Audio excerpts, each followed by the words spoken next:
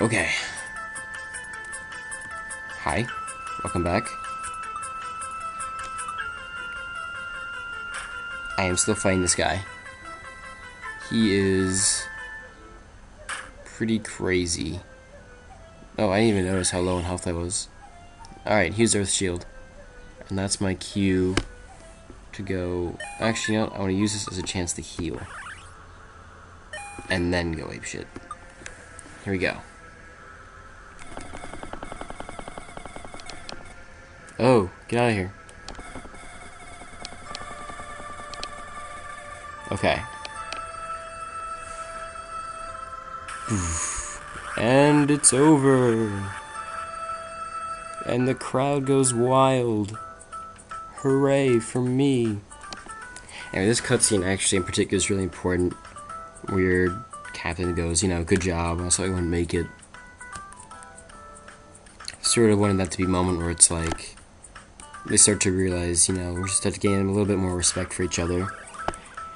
Because up to now, really, there's sort of like, he's just sort of fulfilling his deal to her. And now you're sort of like, you know, hey, like, we've just gone through something really difficult together.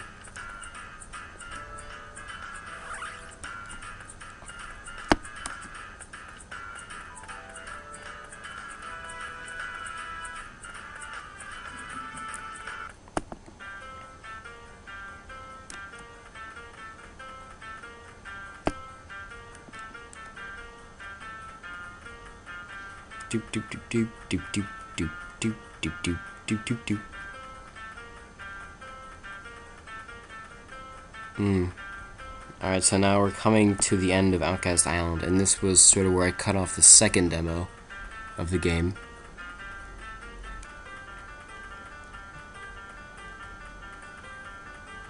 And actually, there was a lot of confusion within me about how I was going to handle this, because I knew that this was a pirate game, so you couldn't have the entire thing take place on land. I really wanted there to be a lot of like island travel, but I never really had decided where I was going to go with it, and I sort of gave myself, I hadn't decided yet, but I figured, you know, by the time I finish this huge island, maybe I'll figure out how I'm going to handle that, and I still hadn't. So it really was like, I think I switched between making, I think, this cutscene right here and actually designing the sailing minigame that's in there now.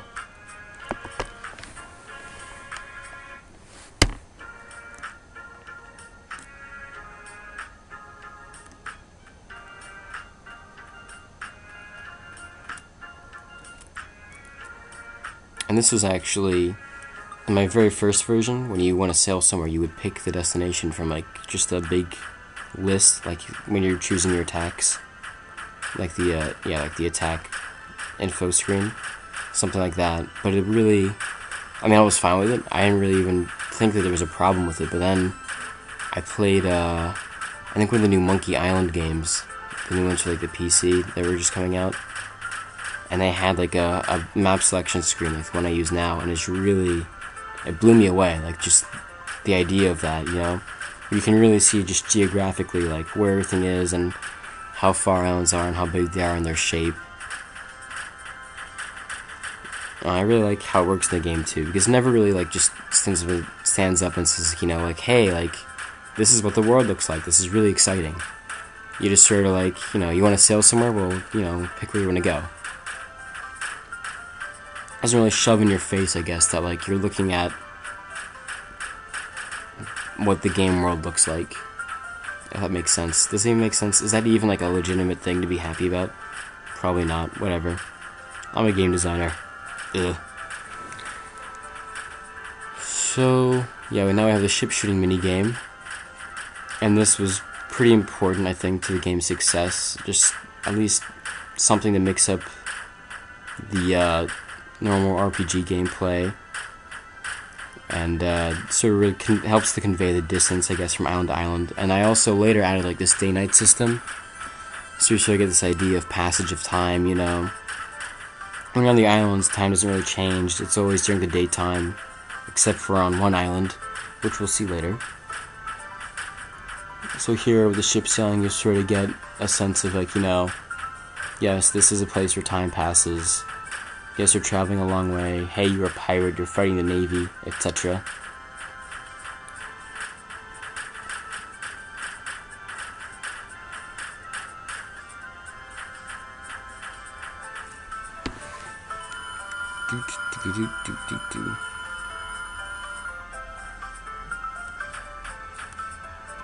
And yeah, I let you shoot even after the balloons are being counted and stuff. I just thought that would made sense.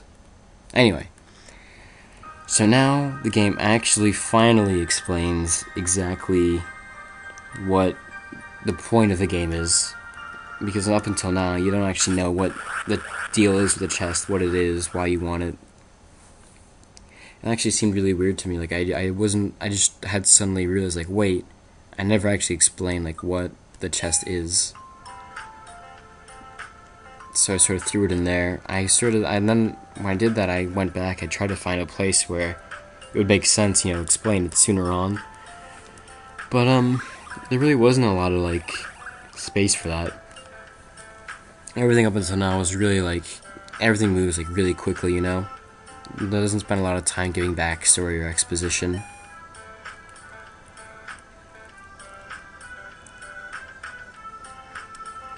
So this is where the next demo began, with the introduction of these two guys, the kid and his pet monkey.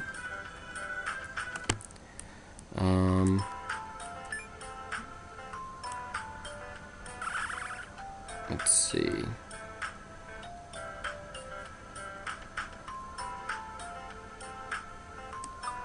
Gonna buy some body armor. And then in the forest there's a glove, which I usually give to the kid. Maybe I should switch it. Well, I'll switch it once I get it.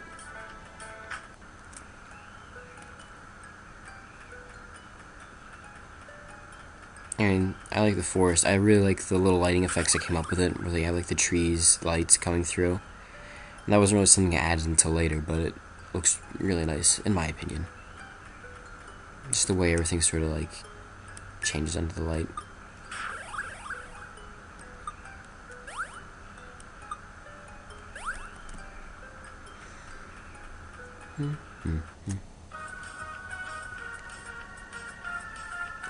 And the way I did it, if you're interested to know, I made like a bunch of images of just like a black background with like this shape in the middle of transparency.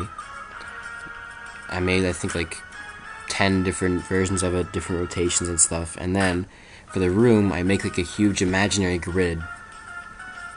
And then it just, for each like space in the grid, it picks one of these like images of the thing and it draws it there. And some of them are solid, a lot of them are solid actually. So there's not like space in every single piece of the grid. But the way it works out is it looks sort of like random. The only problem is that every time you come to the room and leave, it looks a little different when you load it up again, because the shades will move.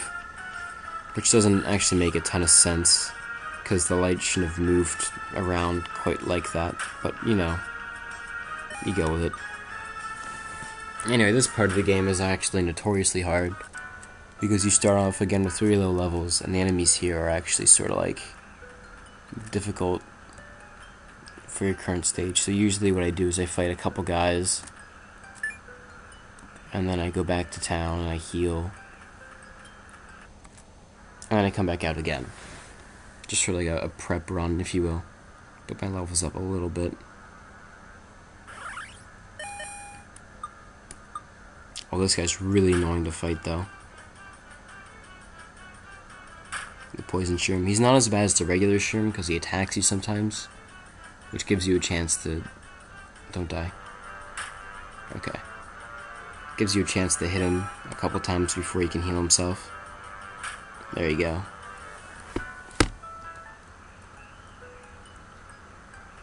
Okay. Gonna go heal now. I just need 729. Pretty good.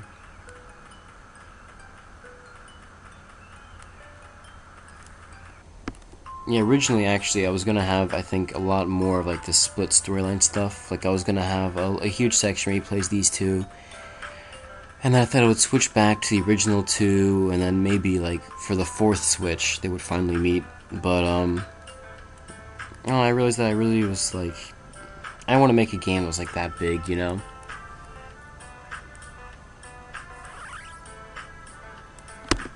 It really just came down to like, I think that the game's just not going to be long enough to support like that much storyline weirdness. But it does give you a chance sort of to meet these guys on their own, get to know them a bit better before they meet up with the other two. Let me see, we're running a little bit low on time. I'm just going to call an episode here. And then when I get back, we will venture through this forest into the next town. See ya.